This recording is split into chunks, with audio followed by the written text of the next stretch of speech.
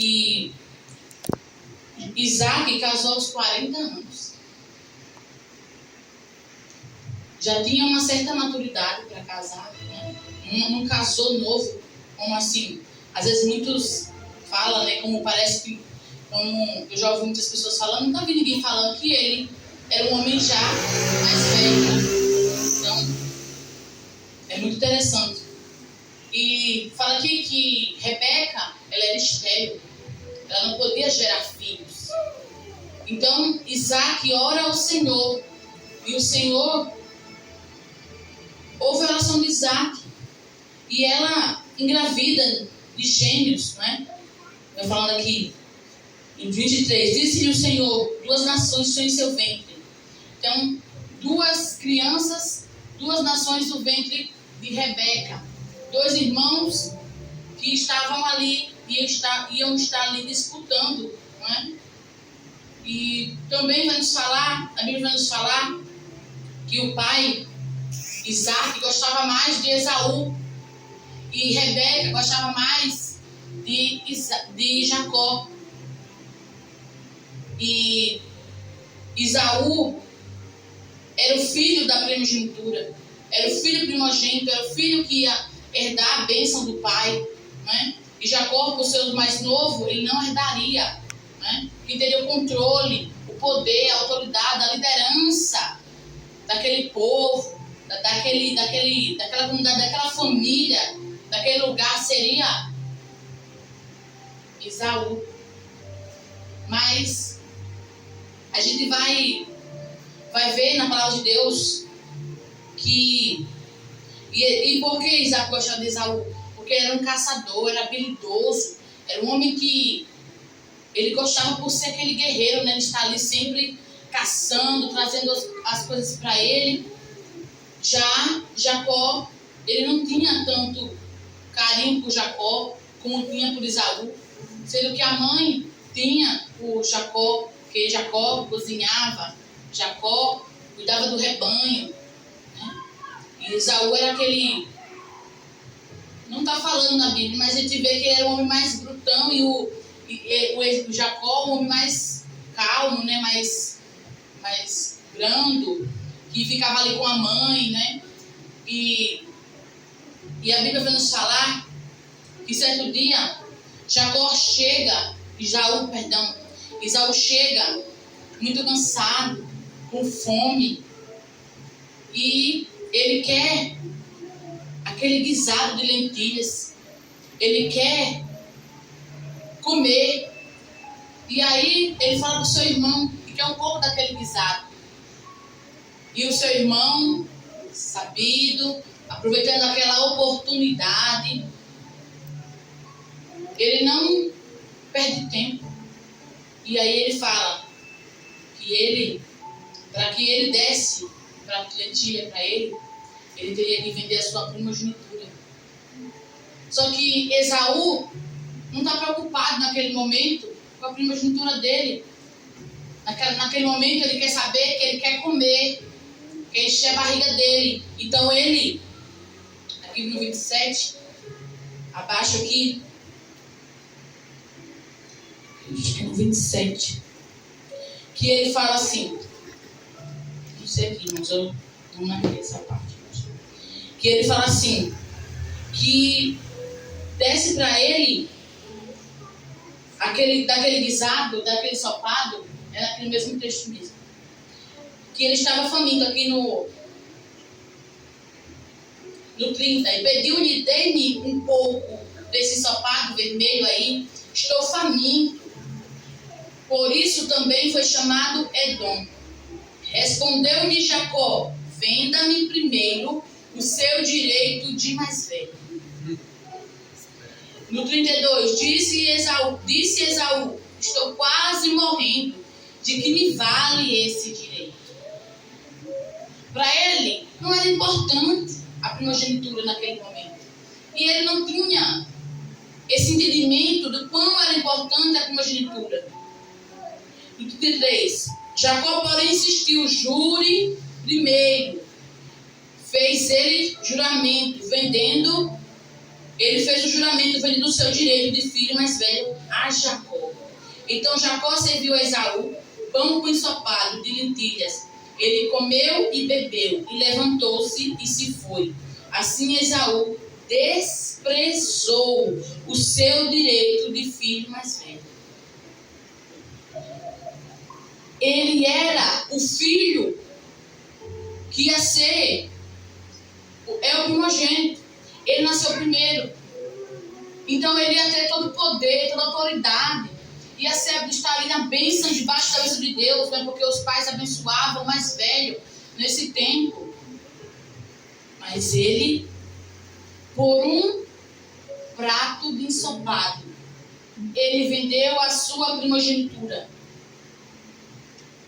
Por um prato de ensopado, ele trocou aquilo que era eterno na vida dele, aquilo que estava na vida dele, nas mãos dele. Por ele estar preocupado. Olha como ele fala. Disse Esaú: estou morrendo. Eu estou morrendo, né, com fome. De que me vale esse direito? De que me vale esse direito? Ele nem pensou. Ele foi lá e só se importou com o que ele pensava no momento. No que ele queria no momento. Na precipitação do que ele estava querendo. Ele não estava pensando no ao todo. Ele não estava pensando naquilo que tinha sobre a vida dele, as promessas, os projetos, os planos, as coisas que Deus já tinha sobre a vida dele, sendo filho primogênito. Mas ele desprezou a oportunidade, desprezou aquilo que Deus entregou. E eu estava vendo que eu fui estudar e fala aqui: porção dobrada da herança. O primogênito recebia uma porção dobrada dos bens do pai em comparação com os outros irmãos, garantindo-lhe a base financeira para o sustento da família. Então esse homem, quando era escolhido, aquele homem que era primogênito, que tinha aquela bênção da primogenitura, ele tinha poder, autoridade nas suas mãos. E aqui ele fala da herança familiar. Com a morte do pai, o primogênito assumiu o papel de chefe da família, tornando-se responsável pelo bem-estar da mãe e das irmãs solteiras e de toda a parentela, e tinha autoridade na administração dos bens e servos. Aquela pessoa tinha poder, aquela pessoa tinha tudo em suas mãos. Continuidade do nome e valores. O direito simbolizava a continuidade da linhagem familiar, os valores e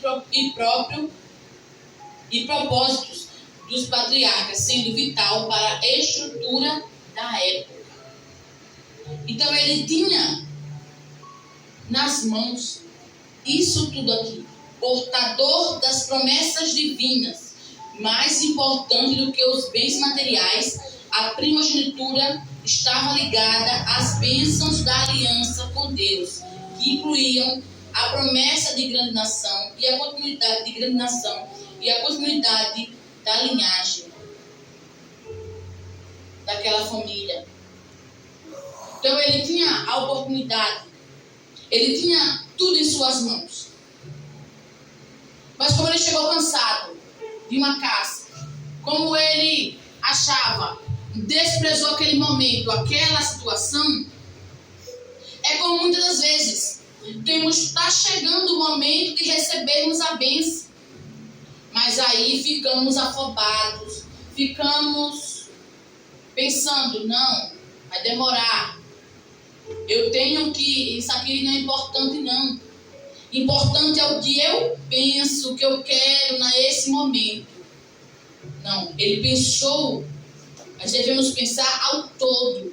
Não devemos pensar nesse momento, porque Deus está preparando algo melhor para mim e para a tua vida. Glória a Deus. O que você está vivendo hoje, que para você é só isso aí, tem algo maior que Deus quer entregar nas suas mãos. Tem algo maior que Deus quer fazer na sua história, na sua família.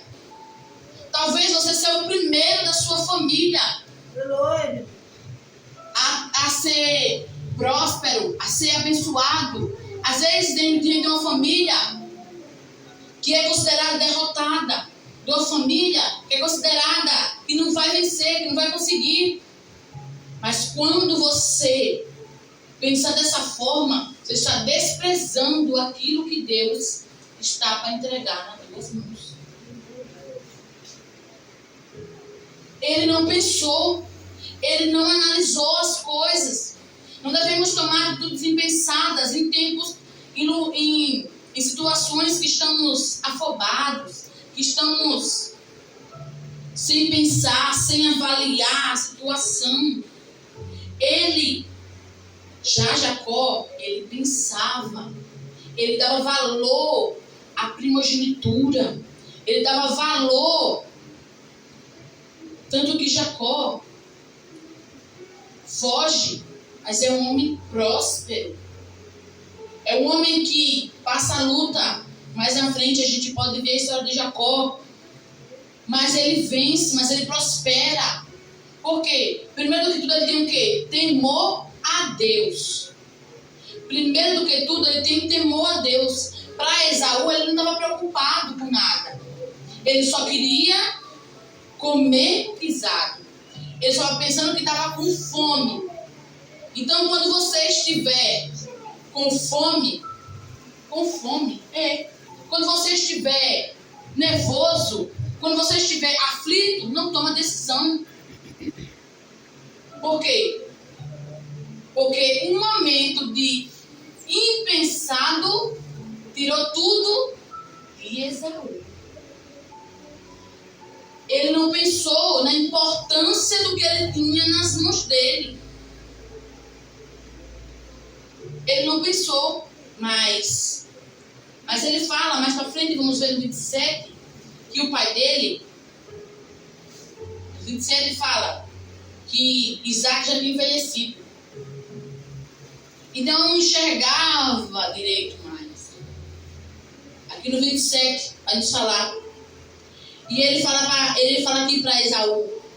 Ele chamou ele um certo dia e disse: meu filho. Ele respondeu: estou aqui. Disse-lhe: já estou velho, não sei o dia da minha morte. Pega agora as suas armas e o arco e a aljava e vá ao campo caçar alguma coisa para mim. Prepare-me aquela comida saborosa tanto aprecio e traga-me, para que eu coma e o abençoe antes de morrer. Ele ia abençoar quem? Esaú. Mas Rebeca estava ouvindo. E Rebeca fala com Jacó. Ele foi caçar, Esaú foi se caçar. E Rebeca estava ouvindo. E ela fala para Jacó que era ele que ia se apresentar ao pai. Mas Esaú, ele era peludo. E Jacó já era todo lisinho, não tinha pelos. E ele fala para a mãe dele: como é que eu vou enganar? Como é que eu vou para mim passar pelo meu irmão? Se o meu pai, eu souber que eu estou enganando ele, em vez de eu receber a bênção, eu vou receber maldição. E ela fala, como se ela falasse, faça o que eu mando, né? Faça. Não dessa forma que está falando, mas ela fala. E disse Rebeca, seu filho Jacó: ouvi seu pai dizer a seu irmão Esaú: traga-me alguma caça e prepare aquela comida saborosa para que eu a coma e o abençoe na presença do Senhor antes de morrer. No 8. Agora, meu filho, ouça bem o que eu lhe ordeno. Vá ao rebanho e traga-me 2 cabritos escolhidos para que eu prepare uma comida saborosa para seu pai e ele aprecie. No 10, leve então a seu pai e ele come e o abençoe antes de morrer. E aí ela pega e fala aqui, no 12, se meu pai me apalpar, vai parecer que estou tentando enganá-lo, fazendo de tolo, em vez de bênção, trarei maldição sobre mim. Mas ela fala, então ele foi sobre mim, então ela foi, apanhou e trouxe sua mãe, e preparou uma comida saborosa como foi apreciada. Rebeca pegou as melhores roupas de Esaú, seu filho mais velho, roupas que tinha em casa, e colocou em Jacó, seu filho mais novo. Depois cobriu-lhes as mãos e parte lhes do corpo com peles dos cabritos. E por fim entregou a Jacó a refeição saborosa que o pai tinha feito. E dirigiu-se ao pai e disse: meu pai. Respondeu: sim, meu filho. Quem é você? Jacó disse a seu pai: sou Esaú, seu filho mais velho. Fiz como o Senhor me disse. Agora assente-se como e cacei, assente-se come do que cacei e me abençoe. E ele faz o quê? Como encontrou a caça tão depressa, meu filho? Ele respondeu: o Senhor é Deus, o seu Deus, o colocou no meu caminho. Então Isaac disse: Jacó, chegue mais perto. E aí ele vai, aqui no 22, aproximou-se do seu pai Isaac, que o apalpou e disse: a voz de Jacó, mas os braços é de Esaú. Não reconheceu, pois, os braços que estavam peludos como os de Esaú, seu irmão. Isaac, outra vez: você é mesmo meu filho? Esaú, ele perguntou. Teve essas duas dúvidas, então disse: meu filho, traga-me da sua casa. Aí ele come e abençoa quem? Jacó. Mas é que tudo acontece. Isso tudo aqui. Ele desprezou. Então, se ele desprezou, Deus permitiu. Não é? Você despreza a bênção que vem sobre você. Então, Deus também não interviu mais naquela situação. Né? Deus não interviu naquela situação. Ele foi enganado. O pai foi enganado pelo filho. Por quê? Porque o outro filho, que era o primogênito, que tinha tudo em suas mãos, ele rejeitou. Trocou o que Deus deu, o que já era para ser dele, porque ele pensou nele. Ele não pensou ao todo. Ele não pensou na situação. Ele não pensou que aquilo ali era importante. Devemos sempre analisar toda a situação. O que eu vou tomar, a decisão que eu vou fazer, o que eu vou fazer agora, vai afetar só a mim ou ao todo? E vai afetar a mim de que forma? Eu devo pensar, porque cada ação tem uma reação. E também o quê? Uma consequência. Verdade. Então, toda decisão que eu tomo hoje vai lá na frente trazer um prejuízo que hoje eu não estou vendo. Antes de eu tomar uma decisão, Deus está vendo tudo. Mas Ele não vai intervir, pegar na minha mão e dizer: não vai. Ele dá, como é aqui no nosso meio. Tem pessoas, eu sou sensível à voz de Deus assim. Eu no louvor. Deus fala comigo no louvor, Deus fala comigo na palavra. Então eu consigo entender quando Deus está falando comigo no louvor. Tem gente que Deus está falando no louvor, a pessoa está dispersa. É por isso que você vem para o culto, tem que estar o quê?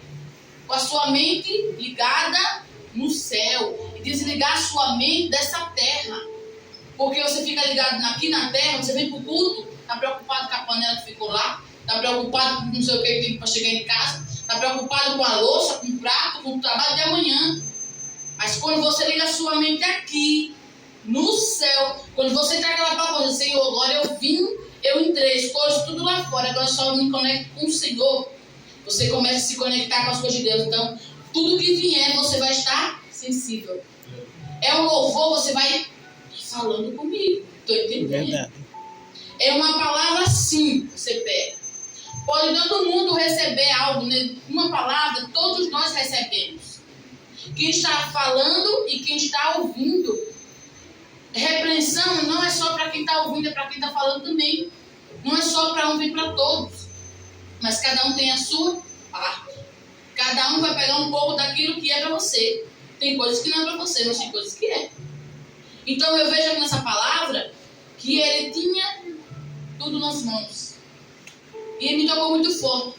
Por quê? Porque a gente só vê o nosso cenário, só vê aquilo, só vê o que está aqui, só vê o que os meus olhos estão enxergando. Mas tem algo maior que Deus quer fazer, abrir sua visão para que você enxergue. Tem algo maior. Não é só isso aqui, não. Tem algo maior. E às vezes, nosso problema é que a gente já não tem nem fé mais. E não olha, não enxerga mais o sobrenatural. Não enxerga mais as promessas de Deus. Não enxerga mais aquilo que Ele já falou para você. Desde quando você se batizou, desde quando você se converteu. E você começa a pensar que é isso. É terreno. Vê como no começo o pastor falou? Se apega a isso aqui. A matéria. Isso que é material. Aquilo que está botando aí no mundo, que o mundo está falando, que o mundo está pregando.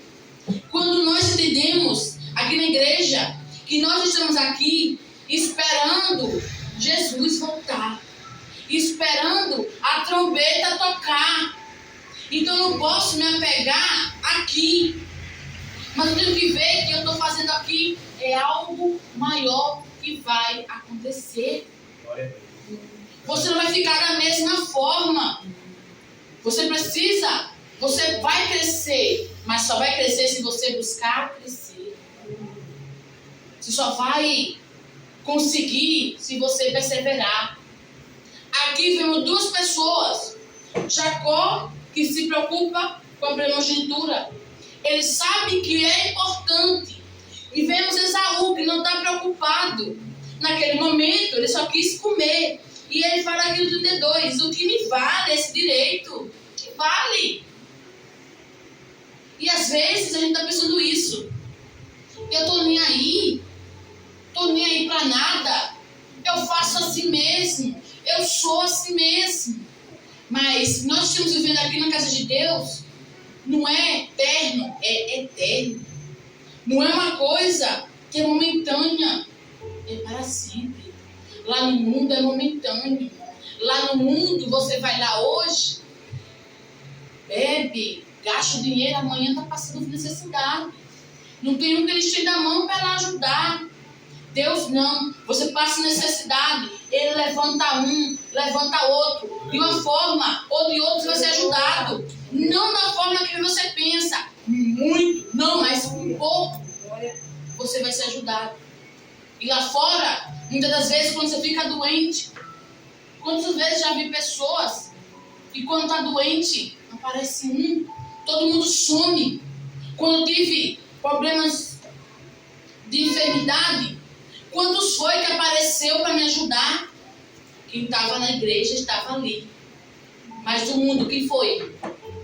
Apareceu? Não. Alguns da minha família disseram assim, se você tem um problema, alguma coisa, se precisar, você pede. Você pede, não queria que você pede, quer que você peça. Mas quando você está em Cristo, sempre vai ter um que Deus vai estender a mão para lhe ajudar. Porque Deus, Ele cuida de você. O que Jacó fez foi certo? Não. Ele enganou o irmão, enganou o pai, pegou aquela oportunidade, foi um enganador, mas ele pagou o preço pelos enganos que ele cometeu. Labão enganou ele também, porque ele enganou seu irmão Esaú. Tem consequência.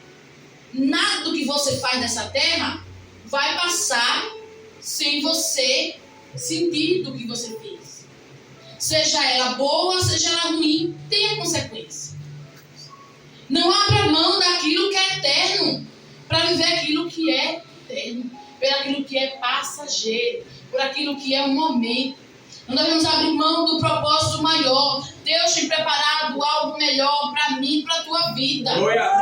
Não se perca com as coisas dessa terra. Não se perca olhando as coisas, as luxúrias, as coisas dessa terra. Porque tudo vai ficar. A sua casa você não vai poder levar. O seu carro você não vai poder levar. Não leva nada. Você só leva aquilo que é no seu coração. Você está buscando a Deus aqui nessa terra. Quem é você nessa terra? Quem é você? Às vezes estamos perdidos. Não nos encontramos ainda no nosso chamado. Não nos encontramos ainda no que Deus quer. Mas Deus, ele não erra. Os planos de Deus não podem ser frustrados. Mas a gente frustra os planos de Deus para nossas vidas. A gente está prestes a receber a honra. Mas a gente prefere tomar atitude pensada. E tomar decisões que vão fazer com que a gente perca aquilo que Deus está entregando. É o que mais está acontecendo no nosso meio. É as pessoas não esperar no Senhor com paciência. É as pessoas não esperar no tempo de Deus. Se é uma cura, que é imediato. Mas quando recebe, vai embora. Recebeu, já foi, vai embora. É o que mais acontece hoje em dia. Você quer ser isso, quer ser aquilo da igreja, mas não quer pagar preço. Não quer subir os degrauzinhos devagarzinho para chegar lá onde Deus quer colocar. Com Deus não tem elevador não, para você subir no elevador, já está lá em cima. Só no confortinho você sobe lá. Não, você tem que pagar preço, subir de degraus. Para você chegar lá em cima, a um patamar mais alto, você é, como o pastor fala, quanto mais Jesus é cobrado. E quanto mais Deus tem para derramar na tua vida, mais você vai ser cobrado. Mas sabe o que acontece com a gente? É mais fácil a gente ficar no nosso mundinho, no nosso comodismo, e deixar as promessas de Deus se esvaírem. E deixar a oportunidade que Deus está nos dando hoje passar. Quando eu comecei a ir para a igreja, eu via tudo pequeno. Eu enxergava tudo assim. Eu sou uma irmãzinha. Eu sou uma pessoa. Sou normal. E eu olhava as pessoas assim, as irmãs, falavam, nossa, que irmãozada, que mulher de Deus. Não com inveja, mas com admiração de ver aquelas mulheres sendo usadas. Mas só que a gente às vezes quer ver as pessoas sendo usadas e acha bonito. Mas a gente não quer fazer parte disso. Dessa forma que as pessoas têm que pagar aquele preço. A gente quer receber, mas não quer pagar isso. E ainda mais, se a gente for cobrado, a gente não quer ser cobrado.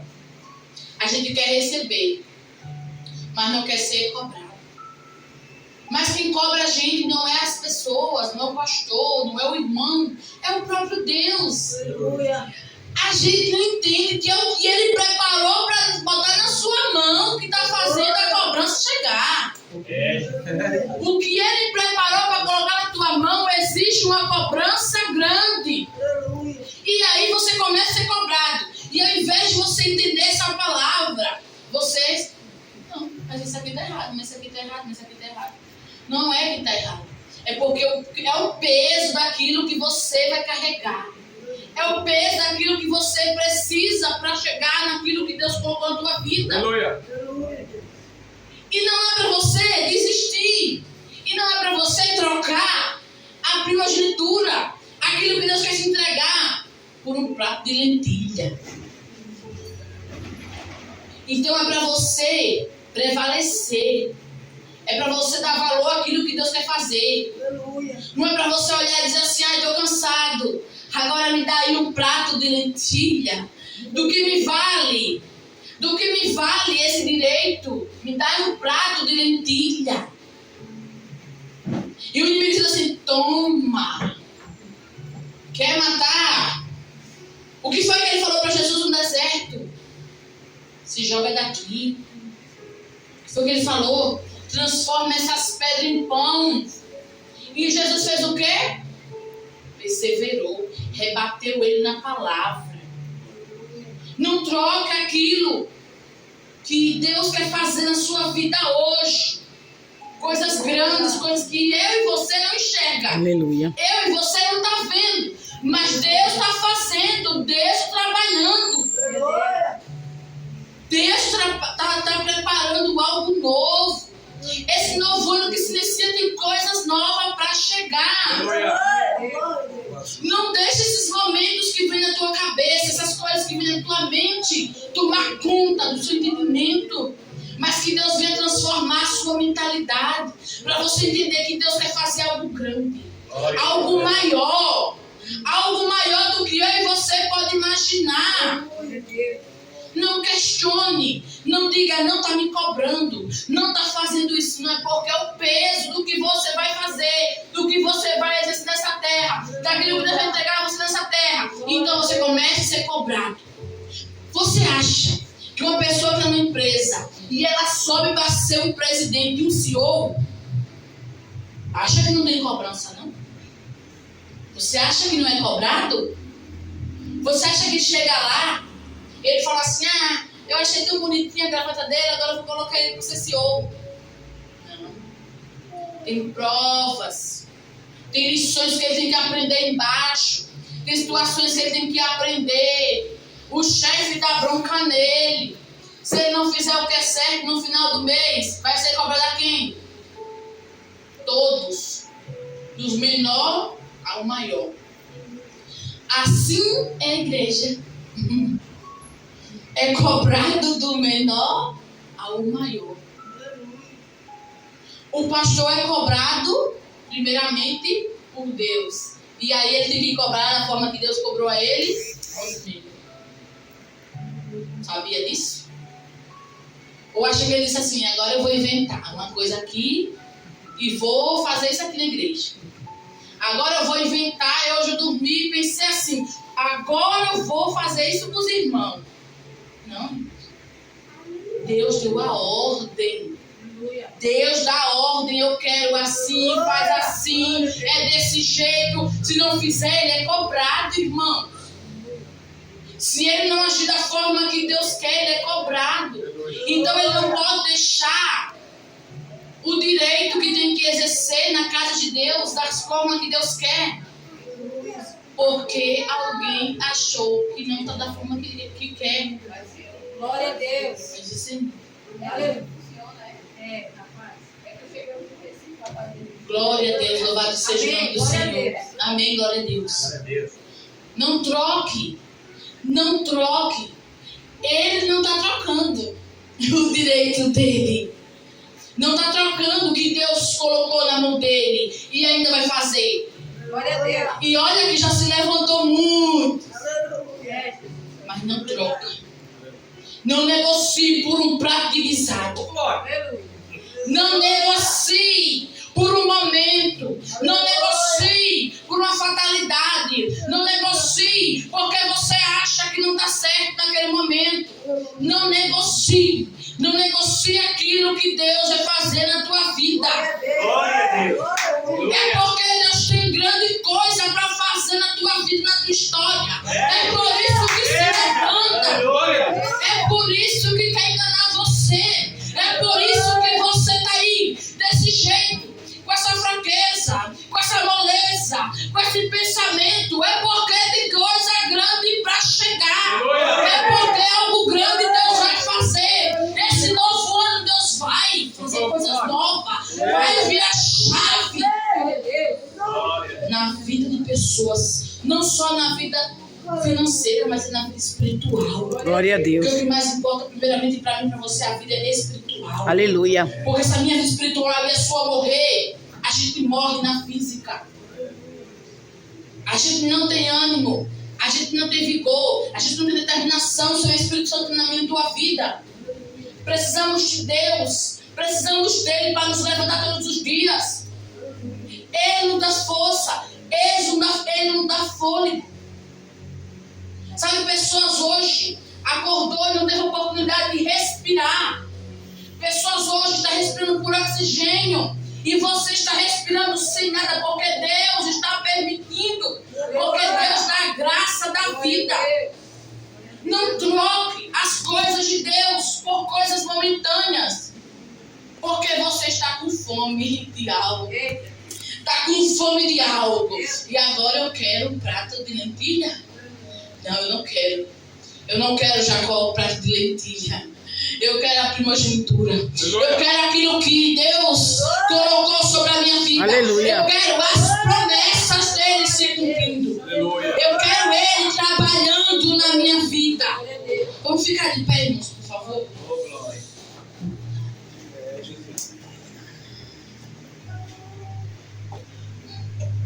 Deus muda o contexto das coisas, né, irmãos? Glória a Deus. Da forma que ele quer, do jeito que ele quer. Fala assim, Senhor Jesus. Senhor Jesus. Eu não negocio. Eu não negocio. Aquilo que o Senhor Aquilo que o Senhor já está preparando para me já entregar. está preparando para mim entregar. Eu não negocio Eu não negocio. o meu chamado. O meu Eu chamado. não negocio Eu não o negocio. meu ministério. Eu não negocio a minha família. Eu não negocio a minha casa. Eu não negocio os princípios da palavra. Eu não negocio. Eu não negocio, Senhor, ficar longe de Ti. Eu quero estar na Tua presença todos os dias. Se eu estou fraco ou fraca nesta noite, me levanta, me ergue, me enche. Eu quero sentir o Teu toque me tocando, Senhor, nesta noite. E eu venho a sentir, meu Deus, que o Senhor está comigo. Eu venho a sentir, Pai, essa certeza, que no meu coração só tem certezas nesse momento. Eu não quero trocar aquilo que o Senhor prometeu para me entregar. Eu não quero trocar aquilo que o Senhor projetou na minha vida. Eu não quero negociar por um prato de guisado. Eu não quero negociar por um momento. Mas eu quero aquilo que o Senhor tem para entregar nas minhas mãos. Eu quero aquilo que o Senhor projetou sobre o meu lar. Eu quero aquilo que o Senhor projetou sobre a minha família, sobre a vida dos meus filhos, sobre o meu ministério. Eu não quero, Senhor, trocar aquilo que é eterno por aquilo que é passageiro, Senhor. Mas eu quero ficar na Tua direção, na direção da Tua palavra. Eu quero ficar firme todos os dias com o Senhor. E se por algum momento, Senhor, eu pensei que existia, repita, irmãos. Aleluia. Não permita que eu cometa, que eu faça aquilo que eu quero, mas que eu faça aquilo que o Senhor quer. E quando eu pensar em fazer algo que desagrada o Senhor, venha me parar, venha me chacoalhar, venha me incomodar, venha me constranger, para que eu não venha pecar contra a Tua palavra, que eu não venha pecar contra Ti, em nome de Jesus. Em nome de Jesus, louvado seja o nome do Senhor Jesus, porque a honra e glória é dele. Não negocie, não negocie. Deus tem algo maior. Está difícil lutar, está difícil prevalecer quando não tem o mesmo sentido, a mesma direção, mas o Senhor está no controle. O Senhor precisa que você se posicione. Eu e você, não desista, não desista, persevere, continue. Está doendo, mas continue. Está machucando, mas continue. Está difícil, desanimado, triste, abatido, mas continue. Fortaleça a tua fé em Cristo Jesus. Toma a tua cruz, negue-se a si mesmo e siga Jesus. Aleluia, glória a Deus, louvado seja. Oh, aleluia. Espírito Santo, porque a minha glória é tua, glória, que eu diminua, que o Senhor cresça e que a tua glória resplandeça sobre cada um de nós, em nome de Jesus. Em nome de Jesus, as palmas louvam o Senhor.